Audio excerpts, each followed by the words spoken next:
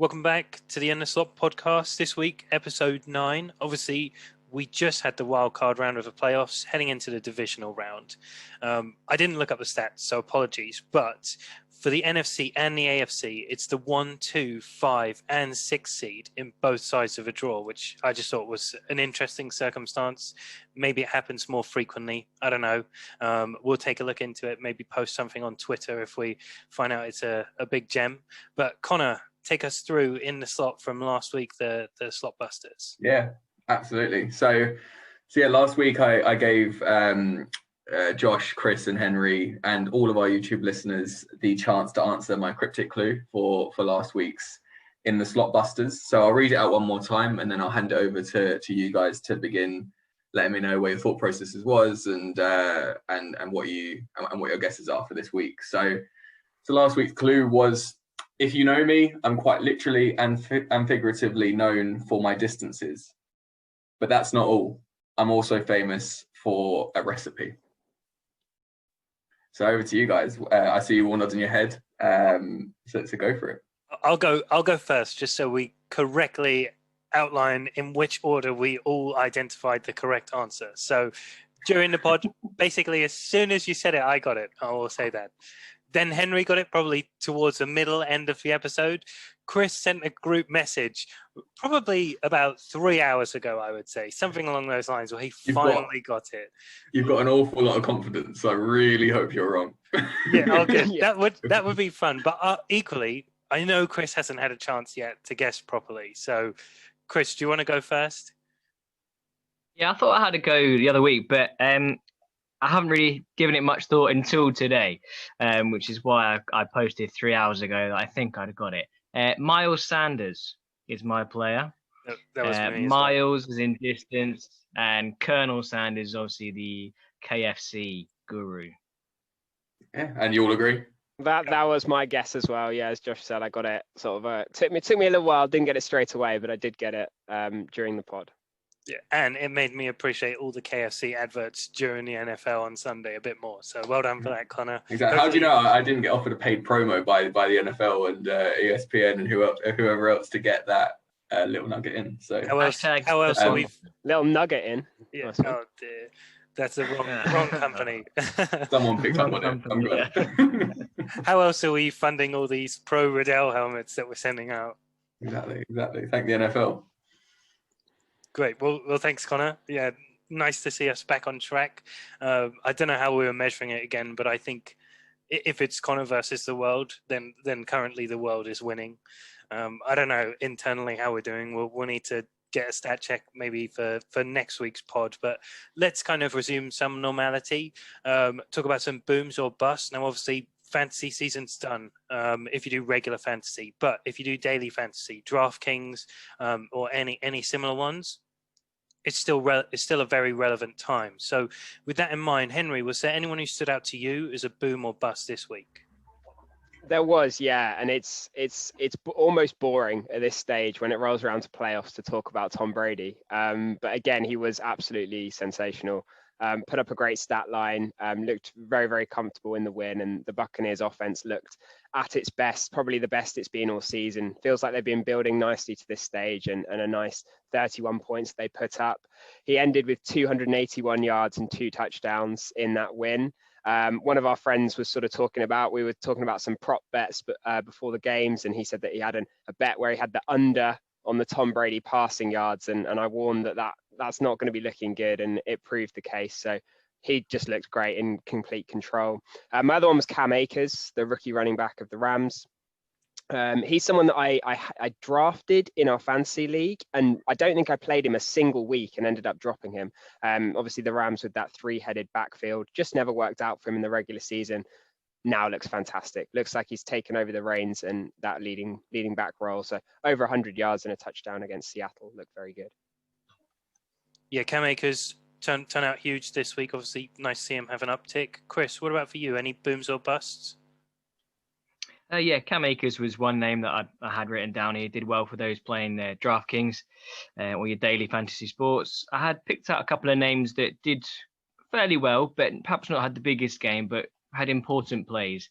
Gabriel Davis of the Bills, the rookie receiver, He didn't really have a big game, like I said, but had some really important catches, some toe drags that were really, really sharp.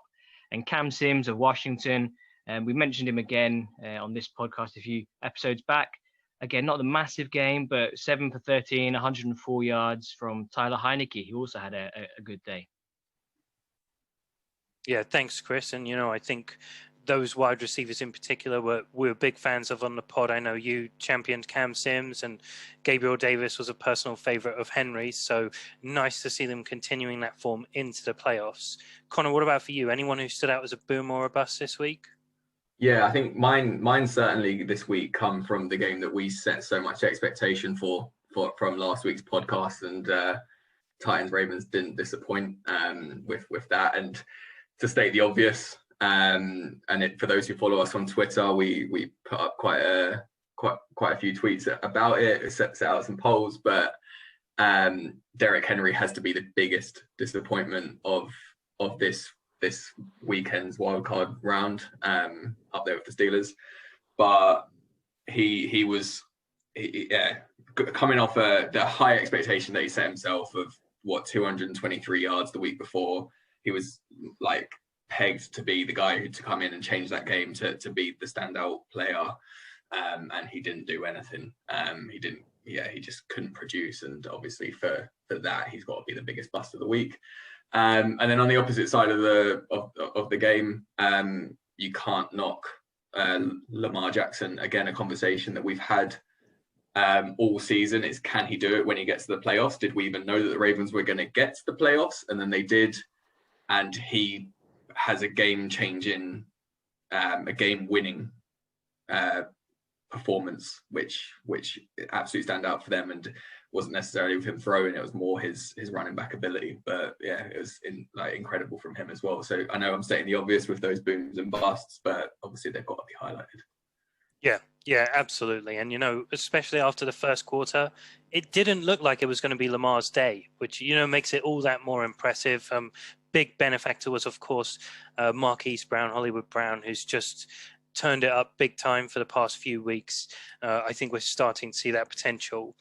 Some other booms which I highlighted were all three Steelers wide receivers. If you had them in fantasy, great. If you're a Steelers fan, didn't pan out for the win. So probably take that one with a pinch of salt. Chris, you're the resident Steelers fan. What did you make of those three performances? Well, fantasy-wise, Juju did really well. Had a big game in terms of daily sports. Big Ben had a big game in fantasy sports, and the rest of the team, very disappointing. Very disappointing. That the first quarter, I think it was 28 points, maybe even been more. After about four minutes of watching it back, I think I'd had enough. But I managed to sit through, and there was some save phased in the second half. Yeah. I think I got a bit ahead of myself there as well. We want to come back and look at the Steelers and the Seahawks. Henry will take us through that later. But before we move on to that side of things, Connor, why don't you give us this week's In the Slot Busters? Absolutely. Also, just before I do, I just want to run through just on what Chris was just talking about there. For those of you who do listen to, don't listen to. For those who watch and keep an eye on our Twitter, you'll see that we did do a poll just before the wildcard weekend, which was what we spoke about on the podcast as well, which was our outside bets as to who we would have it on, and we asked our fans and everyone else who wants to participate. And people voted for us to be fans of the Browns, and obviously someone was listening. It worked, much to Chris's satisfaction on that. But obviously it worked out well, so we continue our outside bet further into the playoffs, and we don't need to put that tweet out again. So and roll on the Browns. We are now Browns fans as this podcast. I am definitely not. What a sad day this is. What a sad day to be moved by Twitter. The team that got knocked out by the Browns in Chris's Steelers. I'm a massive Baker Mayfield hater. But I do own the Browns as my outside bet, which I had from our little game last week. So I'm not a fan, but we'll be following them. But yeah, so on to our in the slot busters for this week. Basically, for those of you who are new listening, the In the Slot Busters is a game show that we do every week between the four of us on the podcast and also everyone listening. And what we try and do is encourage for everyone to participate to try and guess a cryptic clue that I set for everyone to be involved with. So we would like the co-hosts, Josh, Chris, and Henry, all go away throughout the week, and sometimes quicker than others. They make their guesses or try to decipher the cryptic clue. And we also try and do the same for everyone who's listening to have some thoughts. And we always encourage that everyone who is listening and does have a guess, even if you're not 100% confident in it, to comment, because there is the chance to win a pocket-sized helmet for the team of your choice. So we would really obviously appreciate everyone to comment for a chance to win that prize, and also for the satisfaction of getting the cryptic clue right.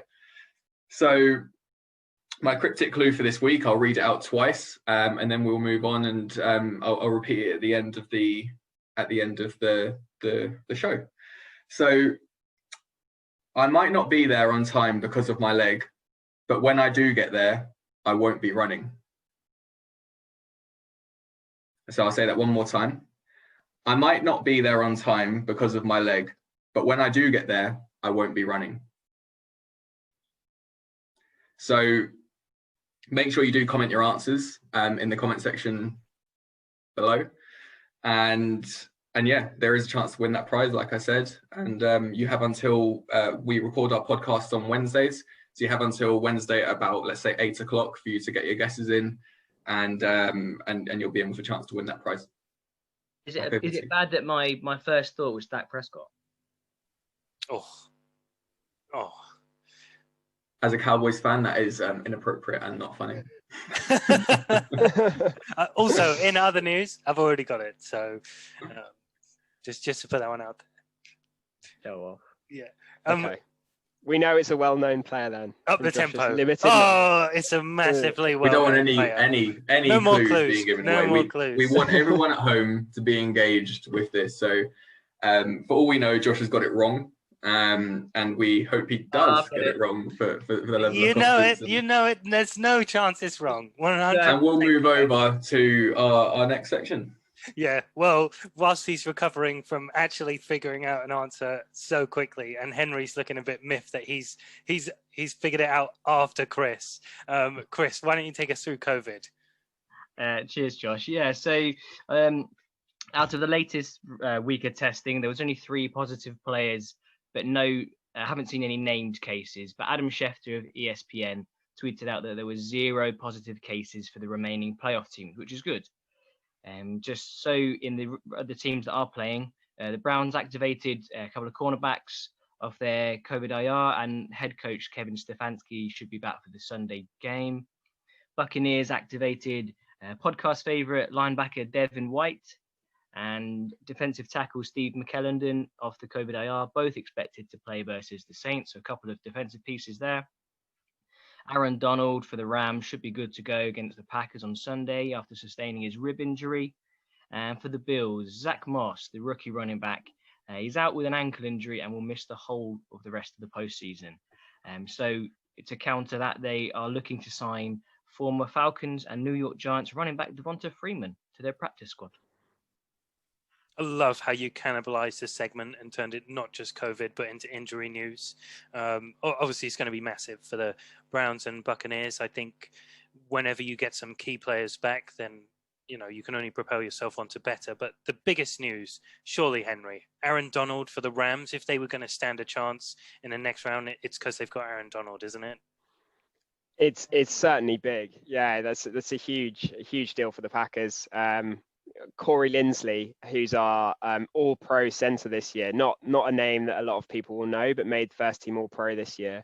Very well deserved. I'm sure he's going to have to justify that all-pro selection this week. That's as tough as it gets as a matchup. And I think we talk about Patrick Mahomes a lot on this podcast, just how sensational he is. If there's any player that's as good as Patrick Mahomes, it's probably Aaron Donald. Obviously not with the same value, but just in terms of pure how good you are at what you do, he's absolutely phenomenal. And yeah, that's going to be a difficult proposition. Yeah, exactly. That man does not have 1 ounce of not muscle in his body. I don't even think he's got bones. Henry, why don't you take us back through your section this week, which we already alluded to, but go on, take us through it. Yeah, thanks, Josh. So in my section this week, I wanted to have a look at sort of the fallout from the playoffs. So we've had a lot of teams recently part ways with their coaches. And now the second stage of teams' seasons ending is obviously defeat in the first round of the playoffs. And that's often quite impactful as well. That can be the last game of some player's career, the last game that they're with a certain team. It's a lot of endings. And so this week, I wanted to chat about some potential endings of eras that we saw in the first round of the playoffs. Because for me, I saw 3 very distinct eras come to a close for 3 very successful franchises this week. And those 3 were the Seahawks, the Steelers, and also Phillip Rivers with a different team this year. But for me, there was some very significant goings on there in terms of those 3 teams and players. So I just wanted to maybe get you guys' thoughts on what you took as perhaps the most impactful thing from the teams that went out. Do you see them having a bright future, or do you see something significant ending? I'll go first just to kick things off. We spoke about the Steelers already. I think this is the Steelers era done. I think Big Ben is done. I think Tomlin maybe stay on, but I think we will see a changing of the guard. I think with David DeCastro sort of entering mid-30s, Marquise Pouncey entering in the same sort of range and contemplating retirement, I think we'll see an incredibly successful Steelers team for the last 15 years start to fall apart and perhaps rebuild around some pieces like a Devin Bush, a Claypool and things like that. So I'm going to throw it over to Chris to start with. We've already touched on the Steelers, but Chris, is this the end of the era of Tomlin's success? I think Big Ben's health plays into it. Obviously, we've seen him miss last year through his injury, and this year he's definitely not been at 100%, and that has affected our success. And like we've had Devin Bush out, we've had other defensive players out, but you're quite right. You've hit the nail on the head. Lots of aging pieces, some newer athletes coming through, like Chase Claypool, as you mentioned. Mike Tomlin's great coach. Really love what he does. Really love what he's done. I think with the quality of quarterback in this draft, it would make sense to go for a QB. However, I think if they do draft, they'll redshirt, and I think Big Ben will be back, depending on our cap space, because I'm not too sure what we've got.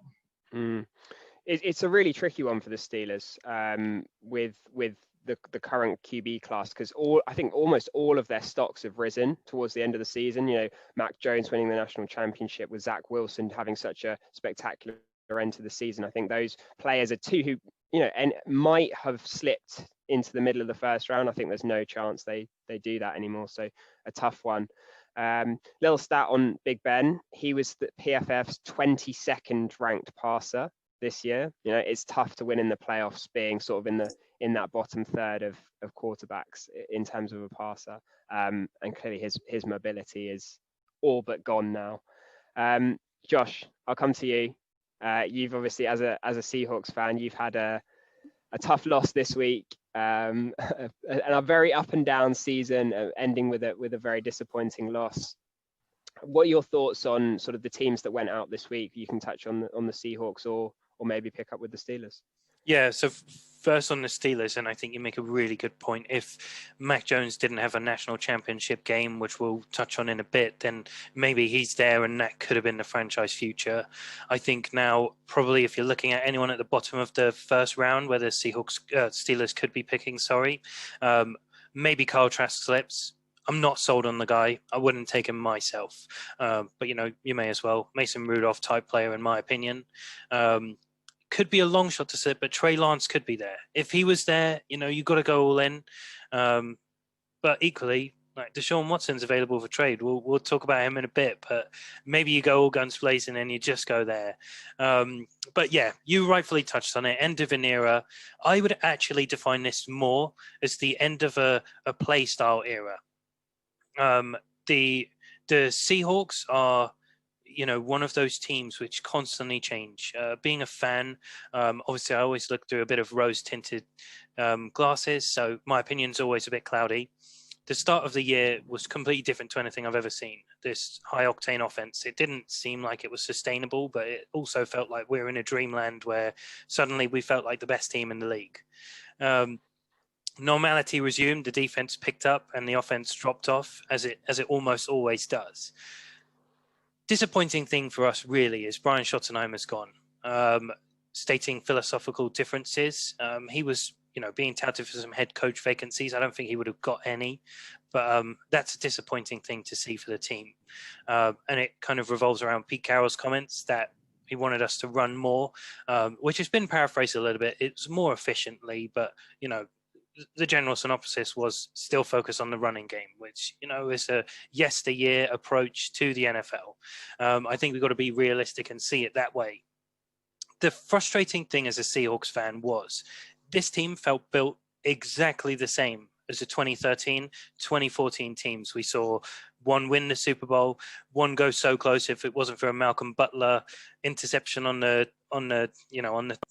end zone, then maybe that would have been a repeat. And it felt like the same built team. I think what we've proven here is that formula doesn't win in the NFL anymore.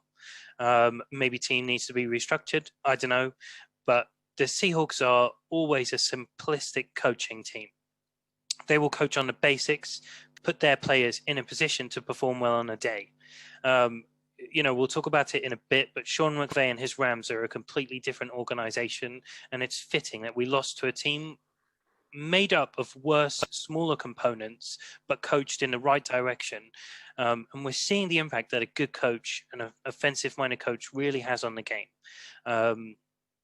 Even if the Seahawks found the next gem at offensive coordinator, you've got to hold on to him for more than 2 years to have anything realistic. Pete Carroll's in place. He's a defensive-minded guy. You always know your defensive backs are going to be coached up to the top level, and you'll always compete. But in reality, is that the formula to win in the NFL? I don't know. I'm not calling for Carroll's job. I love Coach Carroll. I wouldn't change anything there. But it doesn't feel like it's the team that could win and challenge for a Super Bowl anymore. That's actually something I was just about to ask you as well. Like, obviously, you can move around the offensive coordinators, the defensive coordinators, but to a point you just made, and to take that wildly away from the NFL as well, but you see it in like every sport. A manager's been in the game, in that team for too long, and their way of playing, their way of coaching, their play style, everything about it becomes very stagnant to a formula that worked for getting into 2 Super Bowls, for going off and winning a Super Bowl and just marginally losing one. Like, and I know you answered it, you're not calling for his job, but it's like at the end of next season, or like potentially if the coordinators start changing, does it eventually come down to the fundamental error that is Carroll? It's a good question. I mean, the sporting world is heavily sped up. If you look at business, what you always do, you look at past success in order to predict future success. And that's unfortunately what we're in the sports segment. The only difference is that things drastically change in such a microcosm level. Because there are 32 NFL teams, there are only 31 other teams to compete against. Because coaches get sacked after a year, because things change so dynamically, the draft comes along once a year, players have contracts which on average last 3 or 4 years, over such a short span of time, and with such changing teams, coaching setups, system setups, and draft analysis, you're always going to have to change and adapt with the game. The problem is you'll always find coaches which don't provide exceptions to the rule. And so far, Carroll's been an exception to the rule, which means he's probably not going to change that perspective. So it's a really good point, Connor. What does he bring to the team anymore? Only to the new guys.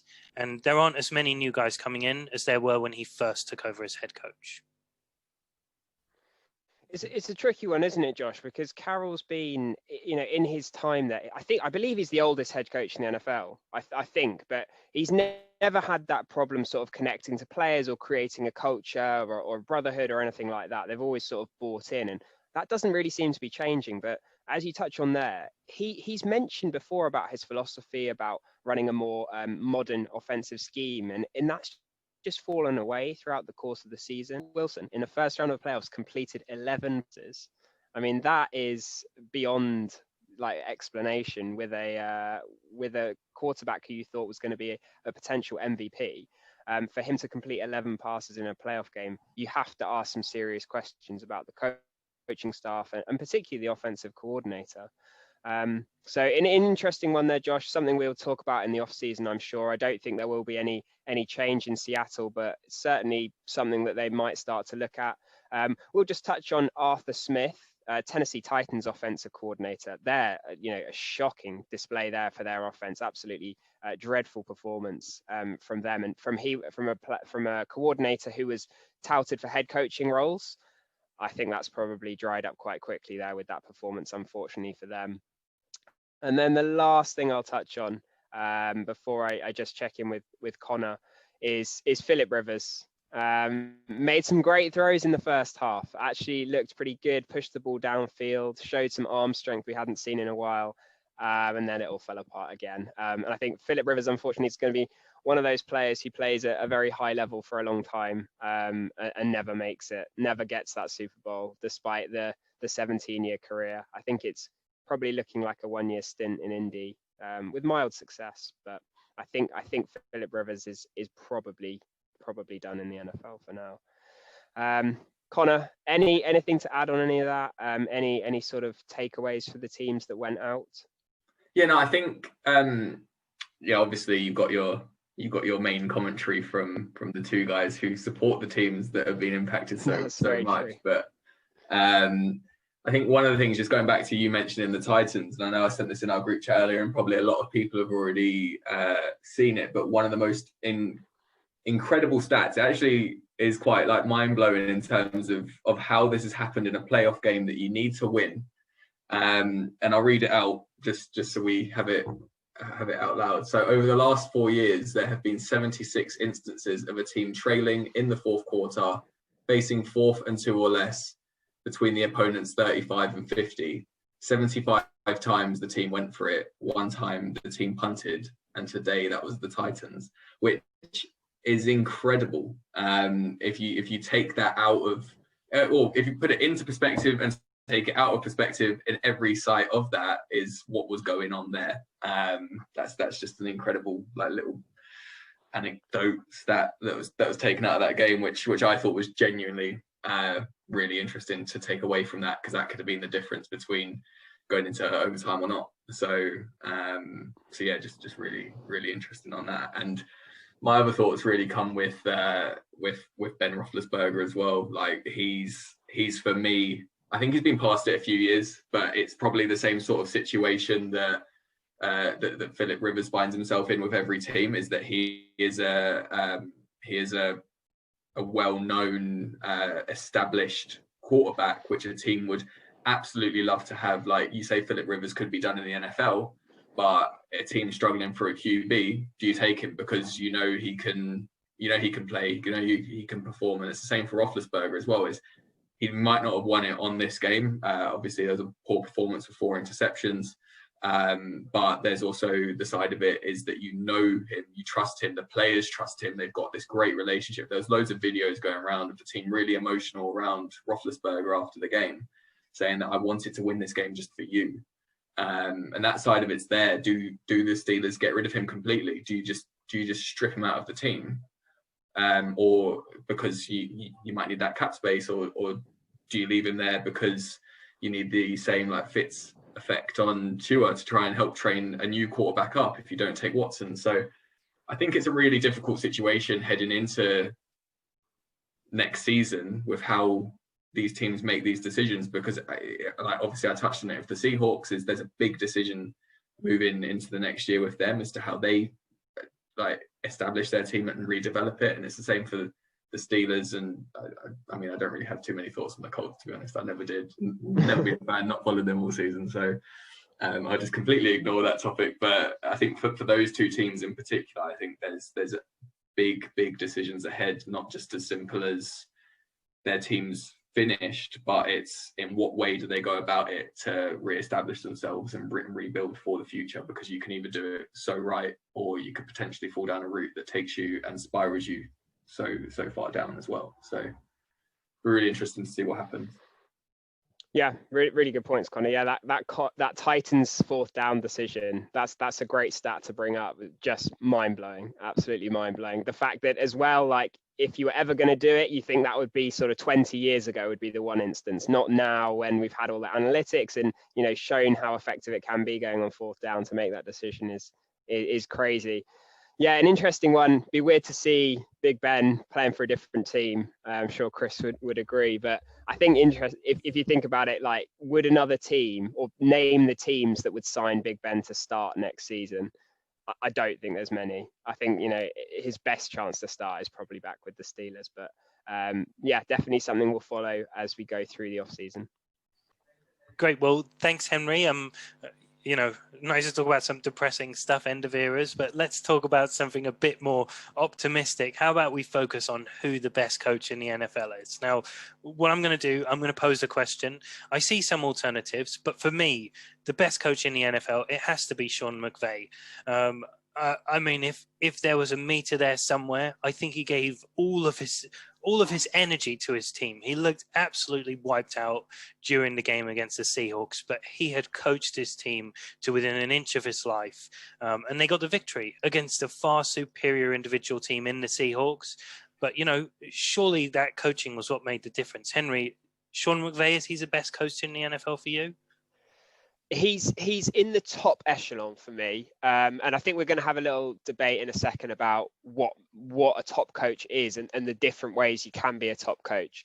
For me, Sean McVay is one of those sort of top three that you'd consider. If you were starting an NFL franchise tomorrow, I think he'd be picked very highly. For me, I've said it on the pod before that the best coach in the NFL for me, if I was going to start a franchise tomorrow, would be Kyle Shanahan, and that is for his offensive scheme. He has shown consistently that he can create an offense with great players or with mediocre playmakers around him.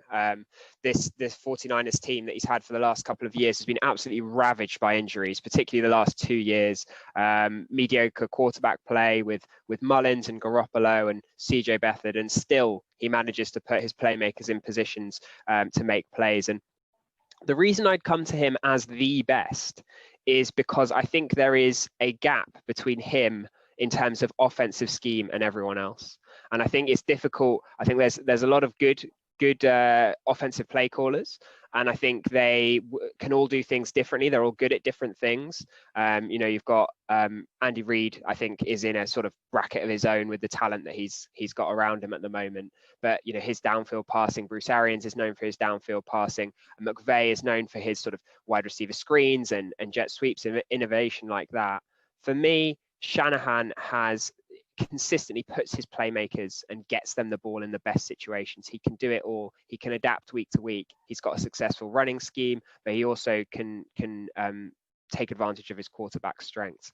I'm very, very confident that if we see Kyle Shanahan with a league average or above average quarterback, we will see multiple Super Bowls heading to the 49ers over the next few years. That's how confident I am in his ability. Yeah, amazing. Thanks, Henry. And I think, you know, if you were going to distill the two, probably Sean McVay is more of your tweaker, more of your Bill Belichick style, breaking down an opponent, piecing them apart, figuring out what they do well, what they don't do well, and scheming against it. Whereas I would say, completely echo your point. You know, Kyle Shanahan is scheme proof. His is a vision, something which sets the league in a completely different perspective. So yeah, I definitely can see the argument you could make for either of them. Andy Reid, obviously someone who I saw there too. Chris, what about for you? Anyone as a head coach you think could compete with either of those two? I really like Sean McVay. He's quite energetic, as you said. He's already led his team to a Super Bowl in the past. He's a young, offensive thinking head coach, and he's really, really good. He's definitely up there, as Henry said. I echo what he said, top echelons. For me, it's Andy Reid. He's done it for a long time. And obviously, yes, he's with the Chiefs. I think he deserved his Super Bowl ring that he got. But when you have a team as star-studded as the Chiefs do, I think if you put Sean McVay, if you put Kyle Shanahan in there, I think they would all succeed. But an interesting thing I just wanted to mention is, of all the other AFC teams, all the head coaches have got an association with Andy Reid in some format, similar to how we've seen lots of Bill Belichick and Patriots assistants go on to be certainly have the opportunity to have head coaching jobs. We've got Stefanski, who was apparently an intern under Andy Reid. We had John Harbaugh, who was obviously at the Ravens, and Sean McDermott, who was also an assistant coach to Andy Reid. So there must be something with his guidance that generates good coaching. There must be. Yeah, absolutely. And, I think Sean McDermott could be in with a shout. Probably we need to see a year or two more from him, but he was sort of my fourth best coach. Connor, what about you? Anyone you think is a really good coach, or do you want to just reiterate any of the points we've made already? No, I think to be fair, Chris just touched on him, but didn't really go into too much. And I think as probably more of a learning head coach as well. I'm not too sure about like his history going the whole way back, but John Harbaugh, he obviously has done a fantastic job with the team that he's got, and I say that it's a learning one as someone who's probably up there as one of the better head coaches as well, is because obviously they learned from last season. We're seeing it happen right now. We're in the middle of it, as to how they could then go on to win their playoff game with Lamar Jackson. Obviously, we put a lot of that weight on Jackson's shoulders, but it's also very similar for him as well as to his impact coming out of college football just a few years ago, and now coming in to do this with this team. I think we're at a really interesting point in the NFL with head coaches, where we've got this sort of top tier of coaches who have been there for like a decade or more. And the headline of that is Bill Belichick, right? We have to mention Bill Belichick in any discussion. This is where we can sort of begin the debate about what means you're a good coach, because Belichick is very much, GM, coach. Let's one coordinator run the offense, let's one coordinator run the defense, but oversees everything, quality control, everything, player evaluation, all of that. Sean Payton would be another name. I think if he wins another Super Bowl, particularly if he has a lot of success with post Drew Brees, I think his stock will really rise in terms of a Hall of Fame coach. He's sort of that sort of overarching figure as well, but tailored more towards the offense. Pete Carroll as well, Josh. We've spoken about him already. Huge success in building a culture, and Mike Tomlin as well. I think you have to put in there for the huge success he's had. And then you've got this sort of young crop of mainly innovative offensive play callers, with McDermott, with McVay, and with Shanahan, amongst others, who are sort of redefining what it means to be a head coach in the NFL. And I think the Packers went for that mold. They went down that route with Matt LaFleur. That's what they were looking for. Obviously, he's not there yet. He's had 2 very good regular seasons. But they've been hired for their innovative play calling and what they bring as a football mind, rather than sort of that godfather figure that Belichick is now. Josh, we've sort of touched on this before, but when you look for a good head coach, like what are you looking for? What do you want them to bring? Yeah, I think you distilled it very well, Henry. And there are 3 aspects which I think you factor into a head coach. And first and foremost is the overall running of the ship.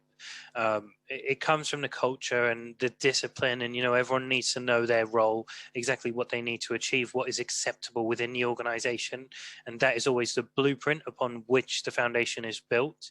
Then you've got the in-game management, the clock management, all those things. Typically, we are seeing a split at the moment. Some coaches are outsourcing that, getting a sort of sideline official coach, someone who's basically their job is to watch the clock and help with those in-game decisions, and a lot of the stats analytics comes into that.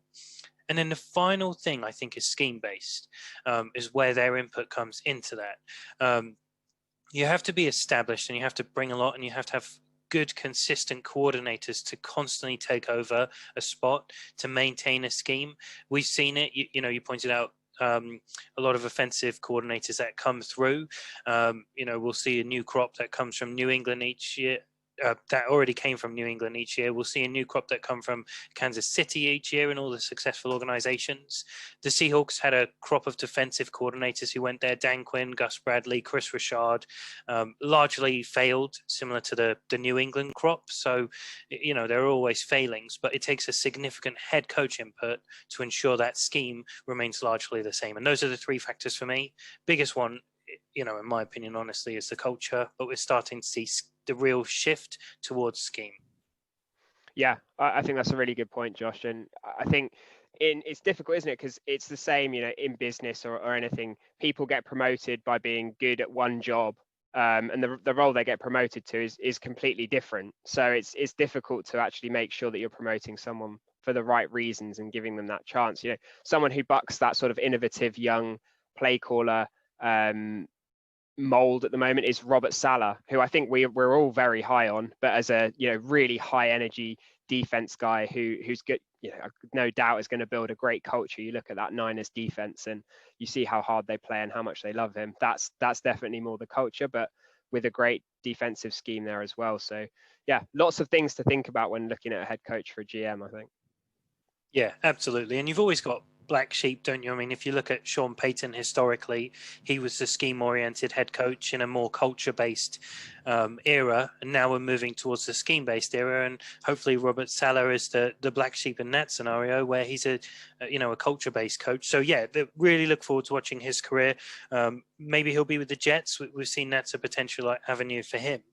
I think there's just a counterpoint to what you guys are saying. I'm not saying at all that you would be wrong or that I don't agree with it, but I think that there's with the way it's been, I suppose, put at the moment is culture, scheme, two separate things, left, right. But I do from the way you watch these teams. Obviously we're all into watching our own teams behind the scenes and what goes on with them and how your team kind of comes together. And I do think that it's not that the culture isn't the focus for a team anymore, because I genuinely think that it's almost like a blend of the two, which will need to come together. It has to be a mixture, because you have to have the culture there. It might just be that the culture is changing to be a part of these scheme fits, because players nowadays are more competitive than we've ever seen with anyone, and that's in all forms of sport all over the world. That we're seeing such high level of changing of diets that's happened over the last 20 years, changing of your lifestyle, your living spaces, having cryo chambers built in your houses, those sorts of things. That's all down to culture, but that's required from the scheme, because you're now working to a much higher, stronger level. But the scheme builds part in part. The scheme builds the culture and the culture builds the scheme, and it does work in those two ways to be able to, because competitive people are always going to be in a obviously there'll be arguments, but there's also the side of it where competitive people are always going to get on because there's that mutual respect between each other. If you do your job, I'll do mine. And this scheme now makes us if this is the scheme that we're being presented to by our head coach, whatever sort of scheme is going to chuck your way, is that you respect those other players because it's allowed you to go and do those things. And I think the two build massively hand in hand, rather than looking at them separately, saying that one form's going out the window because another one's kind of coming in. I think it develops them both in two ways. Yeah, really, really, really good point, Connor. And I think probably some element of that is the fact that it's now taken more within the GM's remit to shape the culture of an organization. But you're completely correct. Everything is key.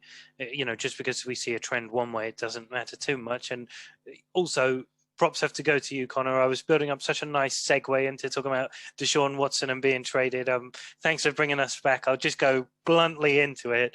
Desean Watson, got to be the biggest news of the week. The man is a franchise quarterback. You talked about it, Henry, when we were discussing what team looks great to be a head coach of, and that was the Texans, because Desean Watson was there. All of a sudden, they might not have Desean Watson. Miami looked like they could be big players. Tua and a big draft pick, maybe even third overall for Watson. All the 49ers have been touted there as well. Henry, let's go to you first. First of all, realistically, where do you think Watson goes? And secondly, where do you hope he goes as a fan of the NFL? Yeah, that's two great questions. Very exciting. I mean, I think I would have to sort of retrack on my statement that Houston's a great place to, or would be an attractive place, just because I think, now sort of how rotten that organization is sort of come out a bit more. And I think a head coach would have pause before going in there. Connor makes a great point there about sort of culture. And I think two Belichickian disciples who have clearly know what they're doing on a football field, Bill O'Brien and Matt Patricia. There's no doubt that, you don't work for Bill Belichick and the Patriots and don't have success without knowing what you're doing. The culture there in both of those places, by all accounts, was all over the place. Players had no respect, and that's led us to here with Desean Watson.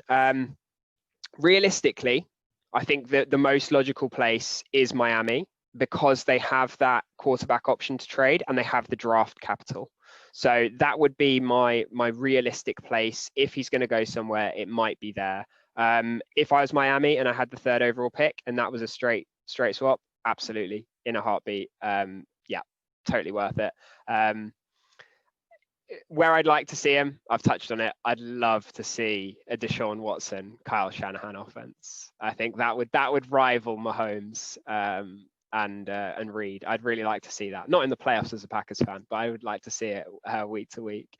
Yeah, I'd love to hear what everyone else thinks. I saw a poll the other day that was, if you were the number one overall pick, would you take Trevor Lawrence or would you take Desean Watson? So the two most successful Clemson quarterbacks ever. So I'll throw that one back to you guys. So, my thought there, initially, it comes directly from something Josh said, and it probably is more of a question back to everyone else as well. And probably you've led me into it perfectly with, who would you take there? An established quarterback or one coming out of college. But to Josh's point at the beginning, mentioning that he's a franchise quarterback, is he? Is that the question that you want to pose? Because in my opinion, at the moment, we've not seen that. Obviously we've seen glimpses of it, we've seen it inconsistently, but is he a franchise quarterback? And is it just as much of a risk to take him, although we have seen him in the NFL, so obviously it's less risk, but is it as much risk to take him rather than a rookie? I'll answer both questions with the same answer. And for me, in a heartbeat, I'm taking Trevor Lawrence. To be completely honest, I think Desean Watson is established, but you made the perfect point, Connor. I mean, let's be realistic here. This guy is a franchise leader, a quarterback who, he wasn't consulted on a couple of decisions, but he's resorting to Twitter. He's not picked up the GM's phone calls. Come on, at some point, you're a professional. I touched on it before. There's got to be some level of professionalism, leadership, and it doesn't feel like that's the first act. You don't go to Twitter, jump on the piggyback of DeAndre Hopkins or Andre Johnson and start a Twitter war to get yourself ejected from a team. This stuff can happen behind closed doors. Other organizations, fans don't need to hear about it. You've set out to dismantle the Texans organization in a bid to get out of there. But what does that say about you as a person? And if I was a team thinking about trading for him, that would change it. I certainly wouldn't be trading number one overall for him. Just on that as well, and I think if you're talking culture, I know his isn't as destructive, but to put this as a complete comparison, I suppose, to that is if you're talking culture about teams and who you want, I know we've spoken about culture for head coaches, but talking about culture between players, someone who's destructive, and you made that point there. If he's going to Twitter, other teams' fans are going to see it. So obviously, the other team's players are going to see it. The organization's going to see it. It's that sort of one where, do you take him because he could just end up being quite a disruption to your team, and it's what we saw with Antonio Brown. Obviously, his was like extenuating circumstances, and there was a lot more going on there. But do you see that sort of effect happening? Because he has now been destructive. He has shown that he can have this spitefulness to him where he can go out and throw it back in your face just because he wants to show his dissatisfaction. But like you said, you could do it behind closed doors and you could still get the same outcome. Yeah, and that's why for me, if I was the Dolphins at 3, then I would take him. And if I was the 49ers, at the drop of a hat, there are very few players that equate to what you've got. But Henry, go on, tell us. Sorry, we gone down a pessimistic route. You wanted to lead us down a bit more of an optimistic one. No, I was sort of gonna join you on that route, which was I do think there's more going on in this Texans organization. I think if we remember back to some quite unsavory comments that the owner made a few years ago when the protest started, I think there's quite a lot going on here. And I think there is a case that the players actually don't want to play for this organization anymore. I think partly that was Bill O'Brien, but also I think when the comments of the owner has just sort of soured some players to playing for that organization. So not something we'll get into sort of fully now, but just a consideration there. I'm really interested to see what happens with Desean Watson. It's not often that a player, like you said, Josh, goes public. Certainly not one of this caliber and status of a franchise quarterback, and looking to seemingly force his way out. So yeah, he'll be highly coveted. It'll be interesting to see what happens. I've seen some mock-ups in a Steelers uniform. Chris, would you take Desean Watson? It's a really tough question. I think I kind of posed the question there about being a franchise quarterback really well. I think if you look at him and you look at Dak Prescott, they've not had the success that people would have hoped for them. But I think people will see Dak Prescott as more of a franchise quarterback than Desean Watson because he is so vital to that team. And you've seen him taken out of that team and how poorly they perform without Dak Prescott. At the Steelers, would I take Desean Watson? That's a really tough one. I mean, it can't get much worse than our play this year. My gut instinct is no. And I think this is why Jacksonville wouldn't trade for Desean Watson. If you have the opportunity to take the first, the second, the third pick and get a quarterback on a rookie contract, you're not bought into a 40 million, a 50 million a year contract with someone like Desean Watson, who would command such a high price. You can spend 1, 2, 3 years looking at, say, Trevor Lawrence, and if he can cut the mustard and be that franchise quarterback, I think you've got less risk. Although it's an unproven asset, your financial position is significantly less affected. So I think, all in all, Desean Watson will stay at the Texans. I don't think he will move on. I don't think he will be traded. That being said, I think Atlanta might be a good fit. They have attacking pieces. They're going through a period of change. I do like Matt Ryan, I must say, but I think Falcons could be a good fit. Yeah, Matt Ryan and number 4 sounds reasonable, doesn't it, Henry? Yeah, I mean, I want to get a poll out to our Steelers fans. Our representative said no to Desean Watson. Would you take him? Mason Rudolph versus Desean Watson in camp. I thought he was giving us a massive shimmy. I thought he was just lulling us into thinking he was going to say no, and then was just going to say absolutely yes. But well, that was surprising, Chris, to say the least.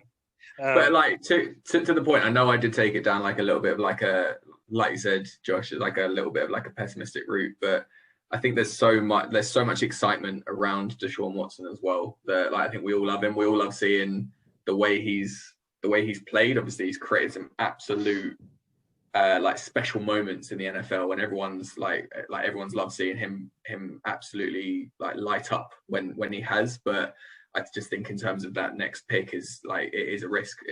And there's an inconsistency that we've seen with him in his play style, but when he has played well, he has the potential to be a franchise quarterback for sure. And I think a lot of teams would love for him to be their franchise quarterback if he can do that week in, week out, for sure. Yeah. Opportunity which won't come along anytime soon, I would imagine. Why don't you take us through our NFL playoff picks section? Cheers, Josh. So the first thing is just the Ravens v Titans game was the decider for me and Henry from our season-long predictor picks. Henry took the Titans and forced me to take my arch nemesis. I forgot about that, to be fair, when I was watching them. That hurts even more now. So I win that, which is fantastic. So thank you very much, Henry. Connor, just to remind you, you came last and Josh came a solid third. Well done there. So because of moving into the playoffs, we decided to take a different game. We all picked dark horses. And unfortunately, I had the Colts and the Bears who both lost. So I'm already out of this postseason game, which means I can watch relatively happily, apart from the Steelers losing. Henry obviously took the Bucks. Connor had the Ravens. And Josh had his beloved Cleveland Browns. They're the only teams left. Obviously, Josh had the football team and they lost to the Bucks. So after the wildcard weekend, does anybody feel any more confident about their team's chances to go deep in the playoffs? The Cleveland Browns stand the best chance against the Kansas City Chiefs. I think we can all safely admit that I'm out of this one. Connor, you have the Ravens. Claypool had some similar comments this week, I think, Chris, didn't he? He was when asked about the loss to the Browns, he said, "Oh, it doesn't matter because they're getting destroyed this week anyway." So yeah. I have to agree with him there.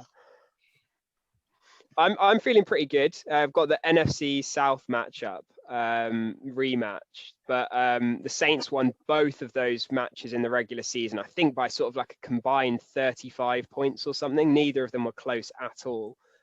So I'm looking for a bit of a turnaround there with Brady in playoff mode. But yeah, I'm feeling quite confident.